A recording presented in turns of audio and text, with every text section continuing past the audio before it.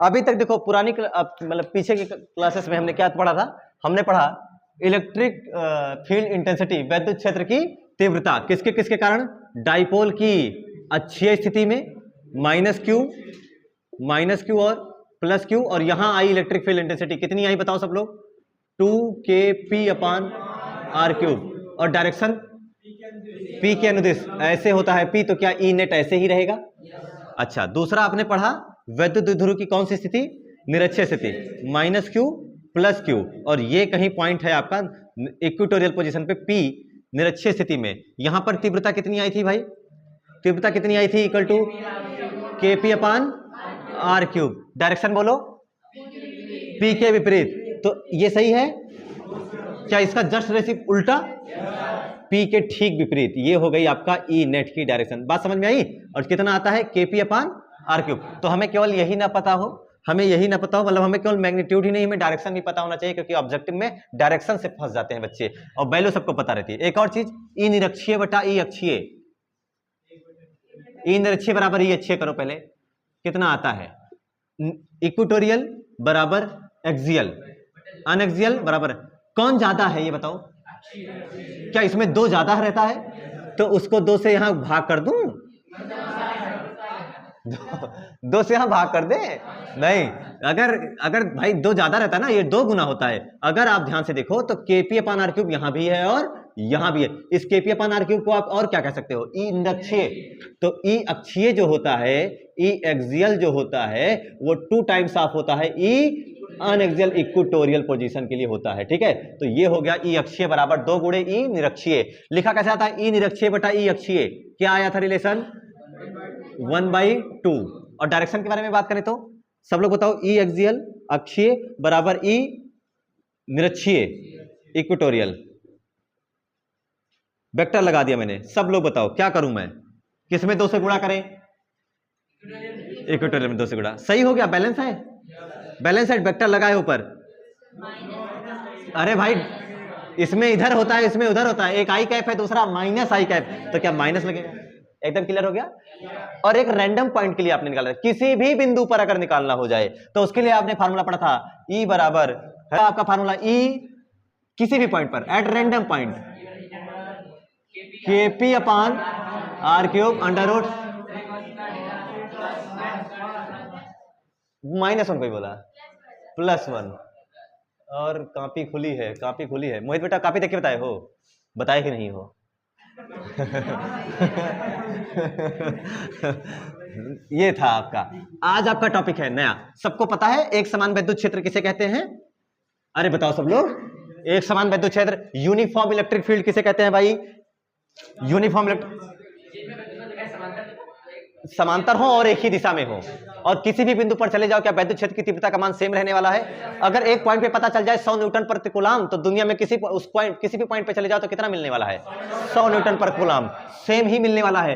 तो जैसे मान लो ये मैंने बता, ये कोई वैद्युत क्षेत्र रेखाएं बना लिया, आप बताओ इन्हें कौन सी रेखाएं कहोगे, ये कौन सी है, एक समान की असमान, यूनिफॉर्म इलेक्ट्रिक फील्ड, जो कि पैरेलल होती हैं, इक्वी डिस्टेंस, क्या क्या, इक्वी डिस्टेंस का मतलब समान दूरी पर होती है, सबके बीच की दूरी क्या होती है, सब समान दूरी पर, और इक्वी स्पेस्ड भी होती है, यानी जो स्पेस यहां है 4 centimetre 4 centimetre 4 centimetre, equidistance plus equispace plus unidirection, 3 चीजें मिला करके यूनिफॉर्म इलेक्ट्रिक फील्ड तैयार होती है।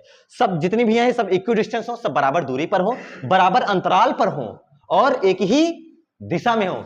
अगर अभी इसमें से किसी एक को पलट दूं और कॉम्बिनेशन आपके सामने रिप्रेजेंट करा जाए, तो आप क्या कहोगे, उसे एक समान वैद्युत क्षेत्र, क्योंकि एक में इलेक्ट्रिक फील्ड, 3 में तो इलेक्ट्रिक फील्ड आपको आई कैप में दिखा रहा है, लेकिन चौथे में कहां दिखाएगा, माइनस आई कैप, और ये असमान वैद्युत क्षेत्र कहलाता है। असमान वैद्युत क्षेत्र में दिशा भी समान हो, परिमाण भी समान हो, मैग्नीट्यूड एंड डायरेक्शन दोनों की दोनों क्या हो, सेम हो। भाई नाम ही है कैसा, यूनिफॉर्म, एक जैसा, है ना, एक समान वैद्युत क्षेत्र में, एक समान वैद्युत क्षेत्र में।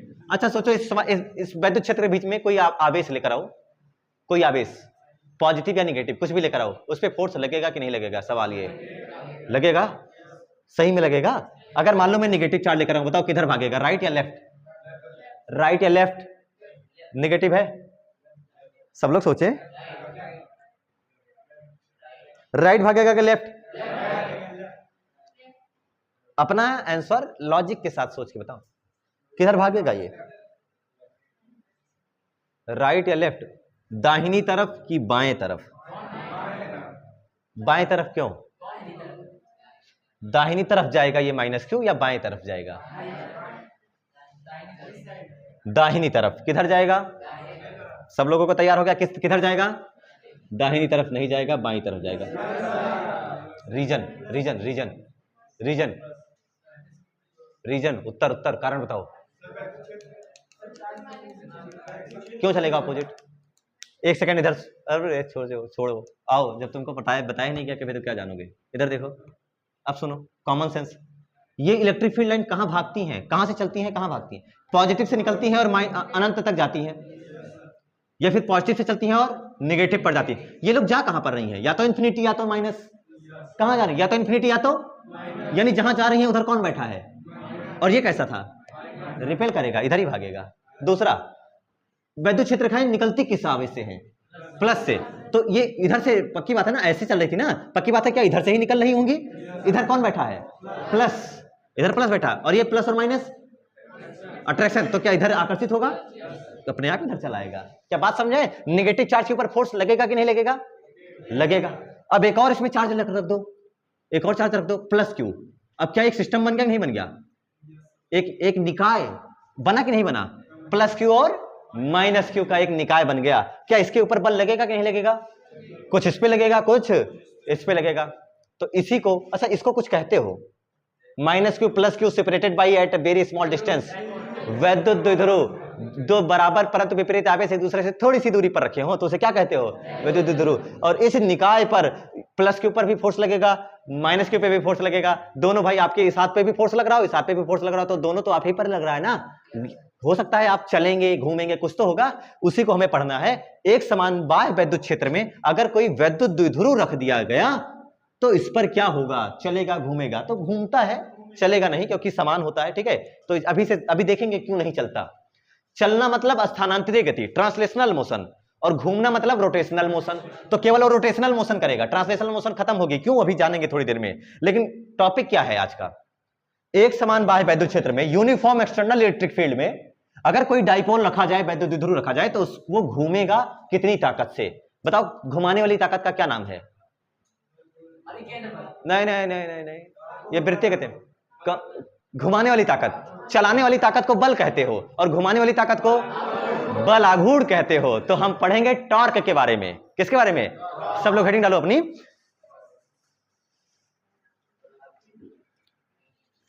एक समान बाह्य वैद्युत क्षेत्र में, एक समान बाह्य वैद्युत क्षेत्र में रखे द्विध्रुव पर लगने वाला बलाघूर्ण, टॉर्क ऑन इलेक्ट्रिक डाइपोल,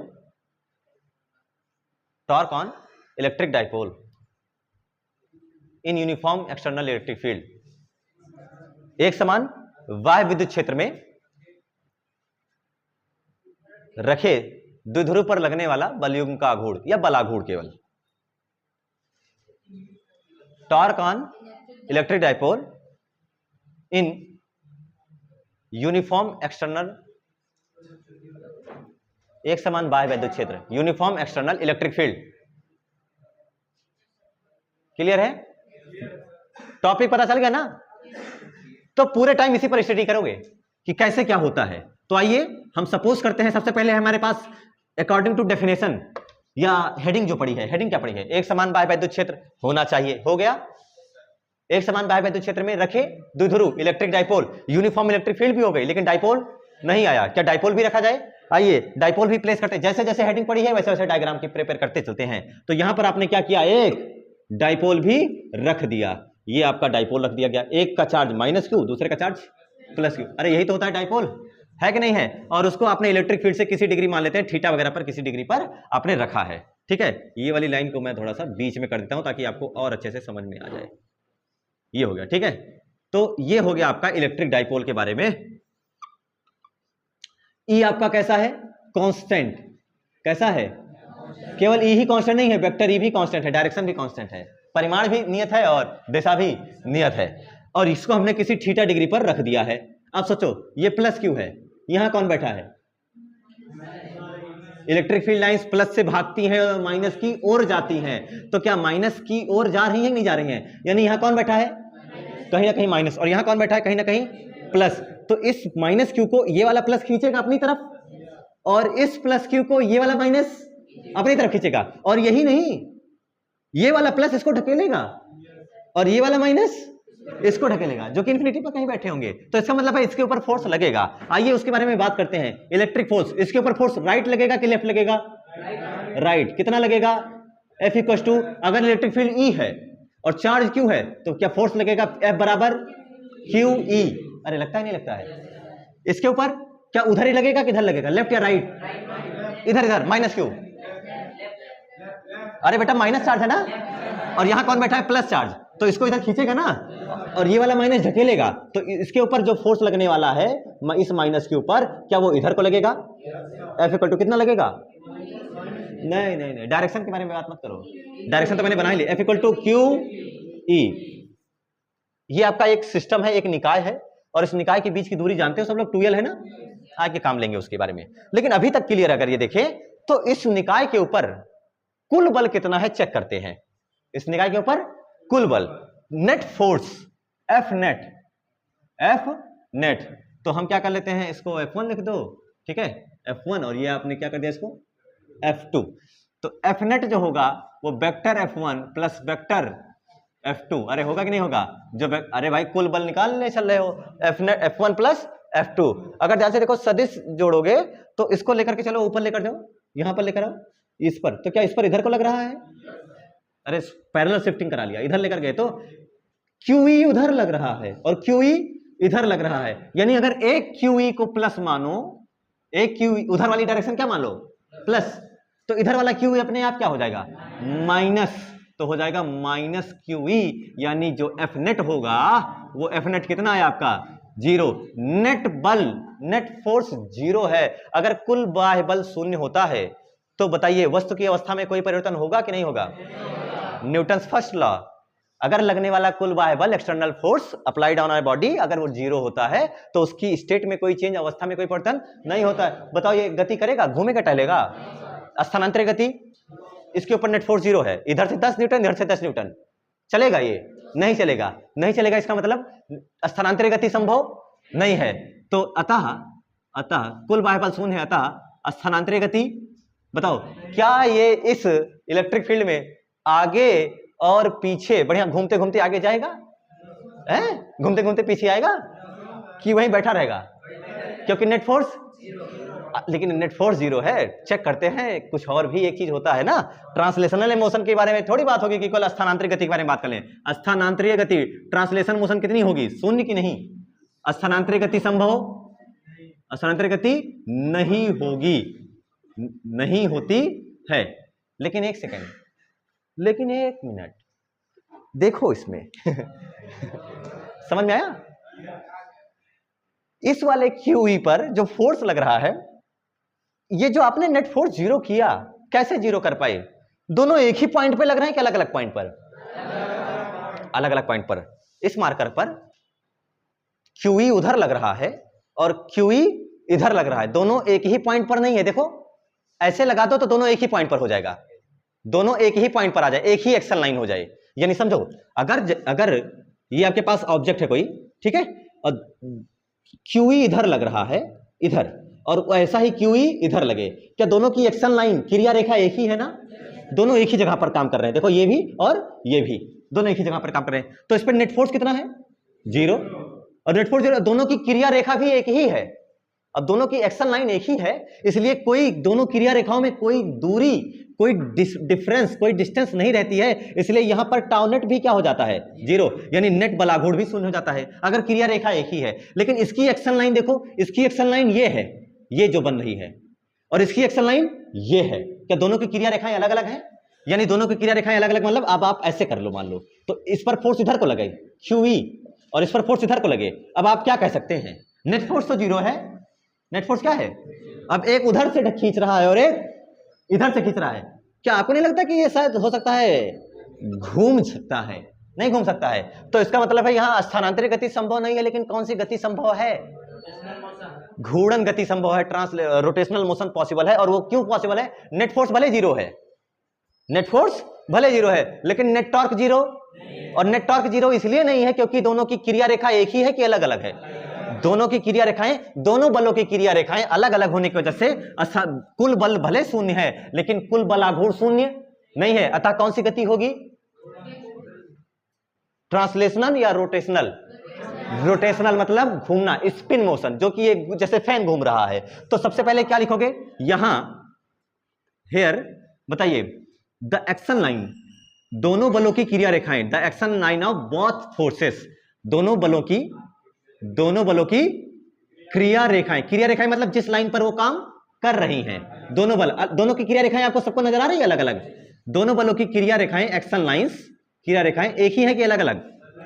अलग अलग हैं, अलग अलग हैं। अतः कुल बलाघूर्ण शून्य होगा क्या? कुल बलाघूर्ण, भले कुल बाह्य बल शून्य है, लेकिन कुल बलाघूर्ण शून्य, कुल बलाघूर्ण शून्य नहीं होगा। अतः क्या कह सकते हो? Therefore here is a which type of motion? Rotation. अगर net torque, net force zero है इसलिए ट्रांसलेशन मोशन नहीं हुई, लेकिन नेट टॉर्क जीरो नहीं होगा, नहीं होगा। अतः यहां कौन सी गति होगी? घूर्णन गति होगी, होती है। यहां कौन सी गति होती है? घूर्णन गति होती है। घूर्णन गति के लिए कौन सा कारक जिम्मेदार है? चलाने वाले कष्ट का नाम क्या होता है? बल। किसी एक चीज को एक जगह से दूसरी जगह तक चलाने के लिए आप बल लगाते हो, लेकिन उसी ऑब्जेक्ट को घुमाना हो तो आप बल नहीं, आप बलाघूर्ण की बात करते हो। अब बताओ, अगर स्थानांतरित गति के बारे में कोई बात ही नहीं हुई, शून्य है, चल ही नहीं रहा, कौन सी गति हो रही है? रोटेशनल मोशन हो रही है। रोटेशनल मोशन होने की वजह से आप इस पर फोर्स नहीं पढ़ोगे, क्या पढ़ोगे? टॉर्क, बलाघूर्ण पढ़ोगे। अब सब लोग जानते हैं बलाघूर्ण के बारे में कि कैसे सॉल्व करते हैं। इसको दो तरीके से हम सॉल्व कर सकते हैं, एक डायरेक्ट जो बुक वगैरह में लिखा रहता है, और दूसरा तोड़ तोड़ के सॉल्व करते हैं। तो पहले एक बुक वाला डायरेक्ट मेथड देख लेते हैं जो कि इजी और तुरंत रिजल्ट दे देता है, ठीक है? तो उसके बाद हम चलते हैं। तो सबसे पहले द्विध्रुव पर लगने वाला बलाघूर्ण, इस द्विध्रुव पर लगने वाला बलाघूर्ण, बल आघूर्ण, इस द्विध्रुव पर लगने वाला बलाघूर्ण टाउ बराबर, जो बलाघूर्ण होगा बराबर करके उसी के सामने लिख देना। आप लोग क्या लिखोगे? टाउ बराबर बलाघूर्ण बराबर, सबसे पहले दो बल लग रहे हैं, दोनों बल में से कोई एक बल, इक्वल एंड अपोजिट फोर्सेस हैं, जनरेट टॉर्क, तो कोई दोनों में से कोई एक बल ले लो, गुणे दोनों बलों के बीच की लंब दूरी। क्या ये 2l लंब दूरी है? बताओ, बलाघूर्ण कैसी राशि है? सदिश। तो बल और दूरी का क्रॉस प्रोडक्ट होगा, सदिश गुणन होगा, इसलिए यहां भी सदिश होना चाहिए, और सदिश के लिए मिनिमम डिस्टेंस होनी चाहिए, और ये होगी वो डिस्टेंस जो आपने रखी है। ये है आपकी मिनिमम डिस्टेंस, या फिर आप कह सकते हैं परपेंडिकुलर डिस्टेंस। ये है लंब दूरी। ये कितना है बेटा? 2l। ये है 2l, तो ये कितना होगा? 2l कैसे पता चला? अच्छा, ये अगर थीटा है तो पैरेलल लाइन से, तो ये भी कितना होगा? थीटा ही होगा। थीटा होगा कि नहीं होगा? अब सब लोग जानते हैं ये 90 डिग्री है ना? और पॉइंट ABC छोड़ो, डायरेक्ट करते हैं। सब लोग बताओ, साइन थीटा बराबर क्या होता है? लंब बटा, साइन थीटा बराबर लंब बटे कर्ण। हमें यही बताना था, तो हमें लंब बताना था, तो थोड़ी देर के लिए एक्स रख देते हैं। लंब बटे कर्ण, कर्ण कितना है? 2l, तो ये x बराबर कितना आ जाएगा यहां से? 2l sine theta. तो ये जो डिस्टेंस है, ये जो आपकी डिस्टेंस है, ये कितनी है बेटा? 2l sine theta. This is perpendicular distance between two action lines, दोनों क्रिया रेखाओं के बीच की लंबवत दूरी। तो बल गुणे क्या रखोगे?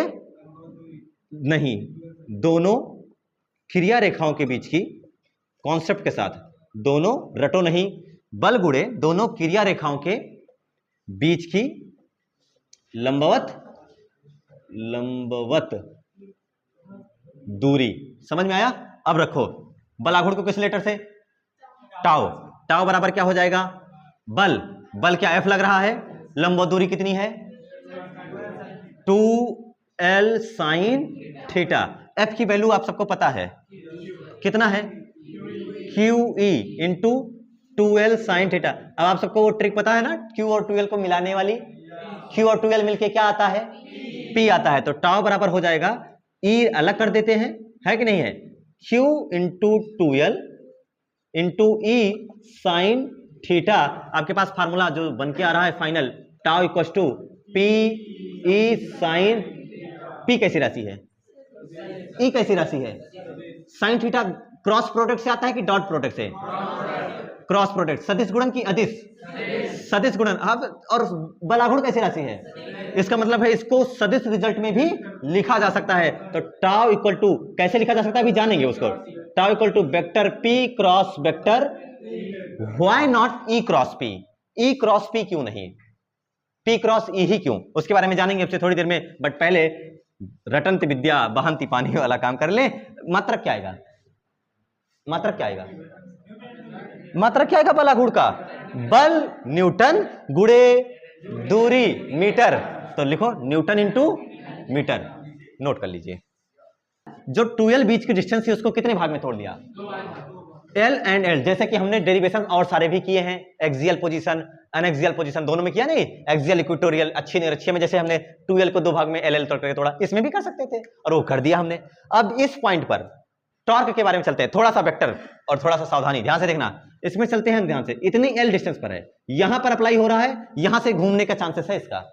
ये सपोज कर लेते हैं कि इसकी एक्सिस ऐसे है, ये मान लिया कि यहीं से तो घूमेगा, इस पर लगाओ, एक इधर से लगाओ एक इधर से लगाओ, तो ऐसे घूमेगा ना, तो ये हो गई एक्सिस, ऐसे ही तो घूमेगा, तो ये एक्सिस हो गई, तो ये इसकी अक्ष हो गई जिसके थ्रू ये घूमेगा। तो हमने कर लिया यहां से। अब सबसे पहले इस पर टाउ कितना लगेगा, तो एक टाउ इधर और एक टाउ इधर, तो इस पर जो टाउ लगेगा वो टाउ इक्वल टू क्या होता है, आर क्रॉस एफ।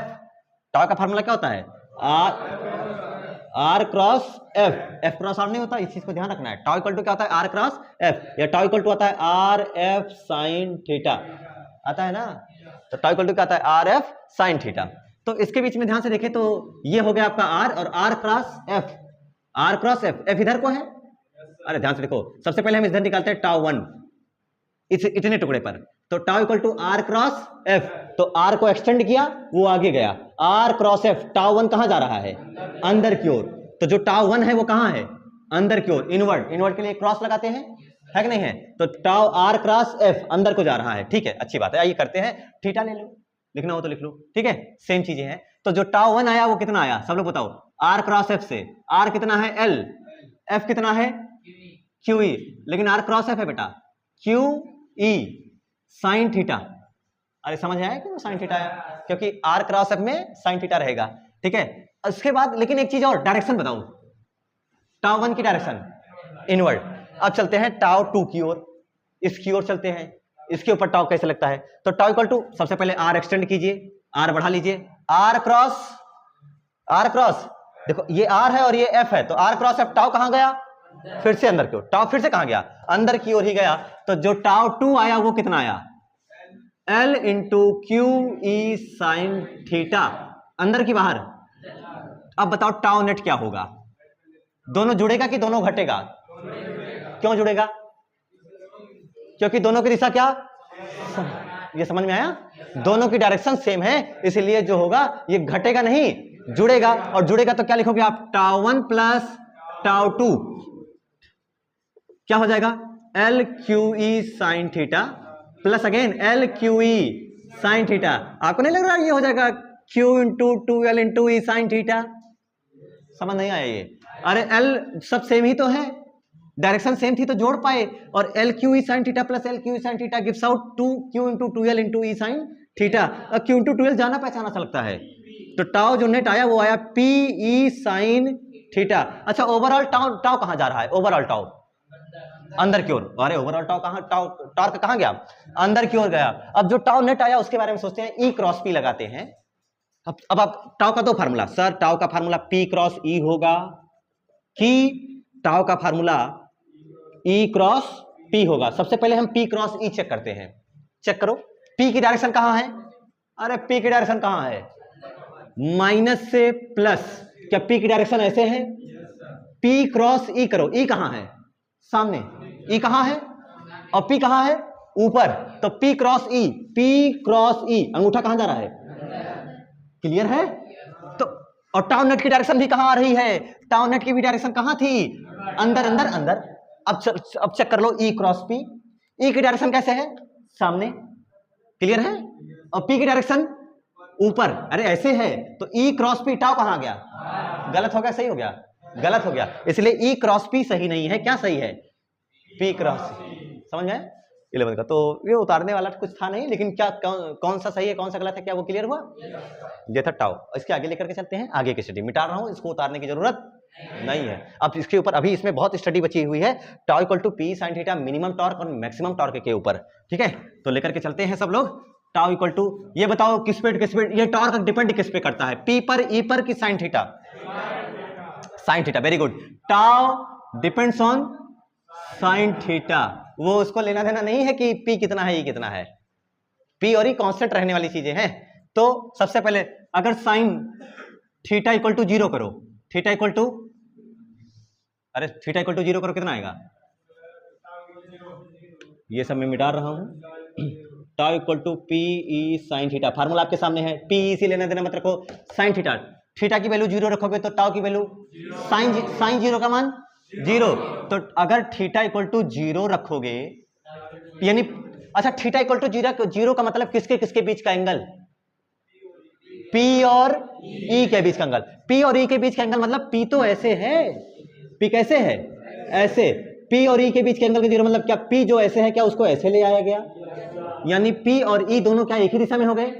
वैद्युत द्विध्रुव आघूर्ण और वैद्युत क्षेत्र की तीव्रता क्या दोनों समांतर हो गए, यानी थीटा इक्वल टू 0 का मतलब P और E क्या समांतर हो गए? समझ नहीं आया तुमको? ये समान दिशा में समांतर, बात तो एक ही हुई। समांतर सदिश का मतलब क्या होता है? वही ना कि दोनों कैसी दिशा में हो? समान सदिश में हो, थीटा 0 हो जाए तो दोनों P और E क्या हो गए? समांतर हैं। बताओ टाउ कितनी हो जाएगा? टाउ 0। समझ में आया? ये हो गया टाउ 0। एक और कर लेते हैं, theta equal to 90 degree, theta equal to यानी P व E कैसे हो जाएंगे? ये E है और P कितना, P और E के थीटा कितना रखा आपने? 90 डिग्री। तो P क्या यहां पहुंच चुका है? हाँ यहां पहुंच चुका, तो थीटा कितना? साइन 90 की वैल्यू। P और E परपेंडिकुलर है, लंबवत हो गए, लंबवत हैं, लंबवत हैं, तो थीटा इक्वल टू 0, तो साइन 90 बराबर 1, टाउ इक्वल टू केवल क्या आएगा? साइन 90 की वैल्यू 1, साइन 90 की वैल्यू 1 हो जाएगी तो केवल क्या बचेगा? टाउ इक्वल टू बचेगा PE and that is your tau maximum. तो किसी वैद्युत द्विध्रुव पर, किसी इलेक्ट्रिक डाइपोल पर जो मैक्सिमम टॉर्क अप्लाई हो सकता है, अधिकतम बल आघूर्ण, उसकी वैल्यू कितनी होती है? PE। और वो कब होगा? जब वैद्युत द्विध्रुव क्षेत्र की दिशा से कितनी डिग्री पर रखा हो? 90 डिग्री पर। जब आपका इलेक्ट्रिक डाइपोल जो सिस्टम है वो 90 डिग्री पर रखा हो इलेक्ट्रिक फील्ड की डायरेक्शन से। ठीक है, क्लियर है ना? अब इसके बारे में जो ग्राफ वगैरह आता है भाई, क्या ग्राफ आता है? तो साइनोसॉइडल के लिए जो आपको साइन कर्व पढ़ाया गया होगा, मैथ वालों को साइन कर्व पढ़ाया गया होगा, तो उसके लिए जो ग्राफ आता है टाउ का, तो वो हमेशा ऐसे आता रहता है। ठीक है, आगे हम ये लोग पढ़ेंगे। जब थीटा 0 तो सब टॉर्क भी 0। थीटा 90 डिग्री, थीटा कितना डिग्री? 90 डिग्री, तो टॉर्क कितना पहुंच चुका है? मैक्सिमम। और फिर जब थीटा लेकर आओगे 180 डिग्री, थीटा कितना हो जाएगा? साइन 180 डिग्री का मान साइन 90 प्लस 90 कॉस 90, और कॉस 90 की वैल्यू 0। तो क्या जैसे कॉस साइन 180 पहुंचोगे क्या फिर 0, 270 पे, फिर निगेटिव में मैक्सिमम, और फिर जैसे 360 पे पहुंचोगे फिर क्या हो जाएगा? 0। तो ये हो जाता है टाउ का ग्राफ। अगर ग्राफ से भी अगर आपसे कोई पूछना चाहे, ये आप बता सकते हैं कि इलेक्ट्रोस्टैटिक्स 1 में ये ग्राफ कहां पढ़ा है, तो ये हमने ये टॉर्क के लिए पढ़ा है। किसके लिए ग्राफ है ये? टॉर्क के लिए है। ठीक है, जैसे जैसे आप थीटा चेंज करते जाते हैं वैसे वैसे टॉर्क चेंज होता है। Tau depends on sine theta, ये समझ में आया? आसान है। ठीक है, तो टाउ मैक्सिमम कब आता है? जब थीटा 90। दोनों बातें उतार लीजिए, दोनों केस, केस 1 केस 2 करके, केस 1 और केस 2। स्थिति 1 स्थिति 2, P and E are parallel, P and E are perpendicular. पहले में पैरेलल है, दूसरे में परपेंडिकुलर। ये पैरेलल है, ये परपेंडिकुलर है। अभी और भी, अगर ये जो डाइपोल आपने लिया है, इस डाइपोल को 0 डिग्री पर रख दो तो टॉर्क कितना लगेगा? वो भी 0 लगेगा। क्यों? क्योंकि ये E ऐसे हो जाए, E तो ऐसे है ही, और P भी कैसे हो जाएगा? ऐसे। और ध्यान से देखो, जो इलेक्ट्रिक फील्ड है लगातार इसको ढकेल के इसी दिशा में लाने की कोशिश कर रही है, बार बार अलाइन करने की कोशिश कर रही है कि मेरी ही दिशा में हो जाओ, है ना? तो जब अगर आप P और E के बीच में डायरेक्शन जो थीटा है वो 0 कर दोगे, तो जो डाइपोल है क्या वो ऐसे ही हो जाएगा? ये प्लस क्यू और ये माइनस क्यू, थीटा कितना हो जाएगा 0। अरे भाई यही तो है P और ये है E, थीटा हो जाएगा 0। ये माइनस क्यू इसको खींच रहा है और ये प्लस क्यू इसको खींच रहा है, तो नेट फोर्स भी 0 है, नेट टॉर्क भी 0 है, कोई मोशन नहीं होगा, शांत रूप से बैठा रहेगा, संतुलन आराम से बैलेंस होगा कि नहीं बैलेंस होगा, क्योंकि इस बार नेट फोर्स कितना है, नेट फोर्स तो 0 है ही, नेट टॉर्क भी 0 हो गया, तो उसे क्या बोलोगे, सब कुछ अगर 0 हो गया तो आप उसे ये नहीं कहोगे कि शांति अवस्था, जिसे बोलते हैं संतुलन की अवस्था, इक्विलिब्रियम पोजीशन, चाहे वो थीटा इक्वल टू 0 हो या थीटा इक्वल टू 180 डिग्री भी हो। अगर 180 डिग्री होगा तो क्या ये प्लस इधर आ जाएगा और ये माइनस इधर चला जाएगा, तो क्या होगा, ये माइनस इसको ढकेलेगा, ये प्लस इसको ढकेलेगा, तो ये स्टेट भी इक्विलिब्रियम पोजीशन के नाम से जानी जाती है। तो चाहे थीटा इक्वल टू 0 हो या फिर थीटा इक्वल टू 180 हो, पहला चीज क्या याद रखते हैं, चाहे थीटा इक्वल टू 0 हो, आइदर इट इज 0 और 180, दोनों केस में टाउ नेट क्या हो जाएगा, 0 हो जाएगा। और इस केस को इसे संतुलन की स्थिति, साम्य स्थिति या अस्थाई स्थिति के नाम से जानते हैं, 3 नामों से। अब आपके बैलेंस इक्वेशन, इक्विलिब्रियम स्टेशन और स्टेबल सिचुएशन कंडीशन, इन तीनों नामों से किसी एक नामों से आपसे ये वाला कंडीशन पूछ सकते हैं। ये तो हो गया स्टेबल वाला।